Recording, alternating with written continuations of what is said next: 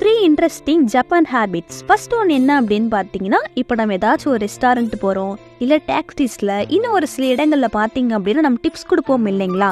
அந்த மாதிரி ஜப்பானை பொறுத்த வரைக்கும் இந்த மாதிரி ஒரு கல்ச்சரே இல்லையா. நம்மளே மீறி வலுக்கட்டாயமாக நம்ம டிப்ஸ் கொடுத்தாலும் அவங்க வாங்கிக்கவே மாட்டாங்களாம்.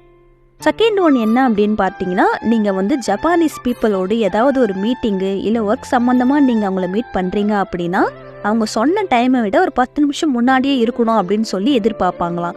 ஒரு நிமிஷம் லேட்டாக ஆனாலும் அது அவங்க அக்செப்ட் பண்ணிக்கவே மாட்டாங்களாம். ஸோ ஜப்பானில் ஒரு ஒர்க் சம்மந்தப்பட்டதா இல்லை மீட்டிங் பற்றி ஏதாச்சும் ஒன்று பேசுகிறோம் அப்படின்னா, அவங்க சொன்ன டைமை விட முன்னாடியே அங்கே இருக்கணும் அப்படின்னு சொல்லி ரொம்ப எதிர்பார்ப்பாங்களாம். தேர்ட் ஒன் என்ன அப்படின்னு பார்த்தீங்கன்னா, இது உண்மையிலேயே ரொம்ப இம்பார்ட்டண்டான விஷயம் அப்படின்னு கூட சொல்லலாம். ஜப்பானை பீப்புளை பொறுத்த வரைக்கும் அங்கே யாருக்காச்சும் உடம்பு சரியில்லை அப்படின்னா, நீங்கள் வீட்டை விட்டு வெளியில் வரணும் அப்படின்னா கண்டிப்பாக நீங்கள் மாஸ்க் போட்டுட்டு தான் வெளியில் வரணுமா. அதை மீறி நீங்கள் மாஸ்க் போடாமல் வந்தீங்க அப்படின்னா கண்டிப்பாக உங்களுக்கு ஃபைன் போடுவாங்களாம்.